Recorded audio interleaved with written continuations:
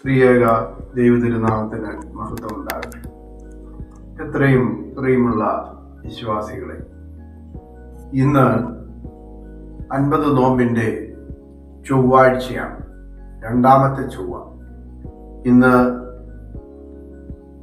നമുക്ക് ധ്യാനിക്കുവാനായി തിരഞ്ഞെടുത്തിരിക്കുന്ന വേദഭാഗം വിശുദ്ധ മത്തായിയുടെ സുവിശേഷം 9-ാം അധ്യായം 23 മുതൽ 27 വരെയുള്ള വാക്യങ്ങളാണ്. ഇവിടെ നാം കാണുന്നത്, കർത്താവ് ഒരു പടകിൽ കയറിയപ്പോൾ അവന്റെ ശിഷ്യന്മാർ അവനെ അനുഗമിച്ചു. തന്റെ പടക് കടലിന്റെ മധ്യത്തിലെത്തിയപ്പോൾ കാറ്റും കോളും വളരെ അധികമായി പടകിലേക്ക് വീശുകയാണ്. കർത്താവ് ഉറങ്ങുകയായിരുന്നു എന്നാണ് ഇവിടെ രേഖപ്പെടുത്തിയിരിക്കുന്നത്. ശിഷ്യന്മാർ വന്ന് കർത്താവിനെ ഉണർത്തിക്കൊണ്ട് പറയുകയാണ്, കർത്താവേ, ഞങ്ങൾ നശിച്ചു പോകുന്നു, അതിൽ നിനക്ക് വിചാരമില്ലയോ?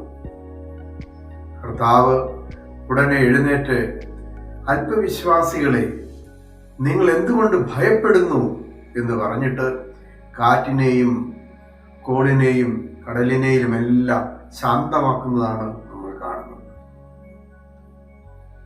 ഇവിടെ നാം മനസ്സിലാക്കേണ്ട ഒരു കാര്യം, കർത്താവ് പടകിൽ കയറി പോകുമ്പോൾ അവനെ പിന്തുടരുന്ന ശിഷ്യന്മാർ, നാം കർത്താവ് നയിക്കുന്നിടത്തേക്ക് പോകേണ്ടവരാണ്.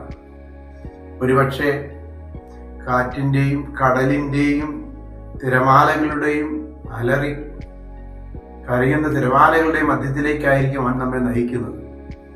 പക്ഷേ അവിടെ കർത്താവ് കൂടെയുണ്ട് എന്നുള്ള ബോധ്യം നമുക്കുണ്ടെങ്കിൽ ഒരിക്കൽ നമ്മൾ ഭാരപ്പെടേണ്ട ആവശ്യം. നമ്മുടെ മുന്നമേ നമ്മുടെ കർത്താവ് പോകുന്നുണ്ട്. നീ ഏത് പ്രതിസന്ധിയിലാണോ, ഏത് പ്രതികൂലതയിലാണോ, രോഗത്തിലാണോ ഉള്ളത്, അതിന് നിനക്ക് ആ രോഗം വരുന്നതിന് മുമ്പ്, ആ പ്രതിസന്ധി വരുന്നതിന് മുമ്പ് കർത്താവ് അങ്ങോട്ട് ചെന്നിട്ടുണ്ട്. അതുകൊണ്ട് ഭയപ്പെടേണ്ട. ഇവിടെ ഉറങ്ങുന്ന കർത്താവിനെ കുറിച്ചാണ് പറയുന്നത്. പക്ഷേ നാം കാണുന്നത്, ഇസ്രായേലിന്റെ കാവൽക്കാർ ഉറങ്ങുന്നുമില്ല എന്നാണ് 91-ാം സങ്കീർത്തനത്തിൽ കാണുന്നത്. അതുപോലെ നാം പ്രാർത്ഥിക്കുമ്പോൾ ഉറക്കമില്ലാത്ത ഉണർവുള്ളവനായ കർത്താവ് എന്നല്ലേ പ്രാർത്ഥിക്കുന്നത്. ഞാൻ വിശ്വസിക്കുന്നത് കർത്താവ് ഉറങ്ങുകയായിരുന്നില്ല, മറിച്ച് ധ്യാനിക്കുകയായിരുന്നു. കണ്ണടച്ച് കിടന്നുകൊണ്ട് ധ്യാനിക്കുകയായിരുന്നു കർത്താവ്.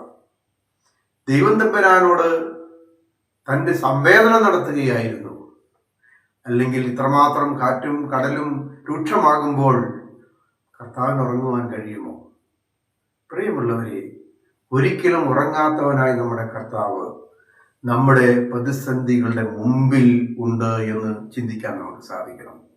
അല്പവിശ്വാസികളാകരുത്, ഭയപ്പെടരുത്. 2 കാര്യമാണ് കർത്താവ്. അല്പവിശ്വാസികൾ വിശ്വസിക്കണം, എൻ്റെ കർത്താവിൻ്റെ കൂടെയുണ്ട്. 2, ഭയപ്പെടരുത്. കാരണം ധൈര്യവാനായ കർത്താവാണ് നമ്മുടെ കൂടെയുള്ളത്. മൂർഖന്മാരുടെ മധ്യത്തിലാണ് നമ്മൾ നിൽക്കുന്നതെങ്കിലും ഭയപ്പെടരുത്, കാരണം നമ്മുടെ മുമ്പിൽ കർത്താവുണ്ട്. പ്രിയമുള്ളവരെ, ഓർത്തിരിക്കുക, അവൻ കാറ്റിനെയും കടലിനെയും ശാന്തമാക്കുന്നു. പ്രകൃതികൾക്കുടയവനാണ് അവൻ എന്നിവിടെ തെളിയുകയാണ്. പ്രകൃതി ശക്തികളെ മുഴുവൻ നിയന്ത്രിക്കുന്നത് കർത്താവാണ്. കാറ്റും കോളും മഴയും വേനലും വർഷവും അതത് കാലത്ത് ക്രമമായിട്ടുണ്ടാക്കുന്നത് കർത്താവാണെന്ന് പിതാക്കന്മാർ നമ്മൾ പഠിപ്പിക്കുന്നു. നമുക്ക് പ്രാർത്ഥിക്കാം. ദൈവമായ കർത്താവേ, കാറ്റിനെയും കടലിനെയും നിയന്ത്രിക്കുന്നവനെ, ഞങ്ങളുടെ മുമ്പേ നടക്കുന്നവനെ, പ്രതിസന്ധികളുടെ മുമ്പേ നീ ഉണ്ട് എന്ന് ഞങ്ങൾ വിശ്വസിക്കുന്നു. ഞങ്ങൾ ഭയപ്പെടാതെ വിശ്വാസത്തോടെ ധൈര്യത്തോടെ നിന്റെ സാന്നിധ്യബോധം തിരിച്ചറിഞ്ഞ് ജീവിക്കുവാൻ ഞങ്ങളെ അവിടുന്ന് സഹായിക്കണമേ. അങ്ങനെ ഞങ്ങൾ നാളും നിനക്ക് നിന്റെ പിതാവിനും പരിശുദ്ധാത്മാവിനും സ്തുതിയും സ്തോത്രവും സമർപ്പിക്കുമാറാകണമേ.